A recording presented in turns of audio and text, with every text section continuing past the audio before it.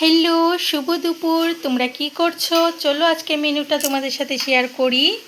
তো এখানে দেখতে পারছো কচুর মুড়া দিয়ে কচুর শাক বানানো হয়েছে। এটা হচ্ছে নিরামিষভাবে।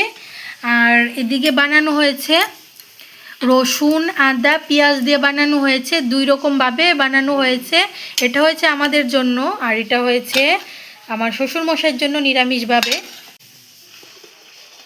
তারপর এখানে রয়েছে লম্বা মানে মোটা বেগুনগুলি হয় না, তো সেগুলির ভাজা হয়েছে।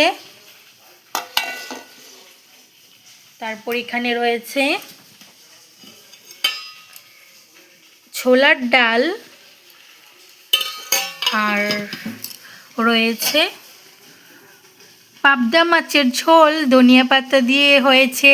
আর বাঙালিদের গড়ে কি একদিনও মাছ ছাড়া চলবে নাকি? মাছ তো লাগবে বাঙালিদের গড়ে প্রত্যেক দিন।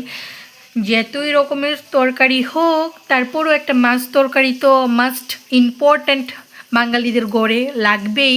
সো আজকের মেনু এতটুকুই। টাটা। তোমরা কী দিয়ে খেলে কমেন্টস করে জানিও।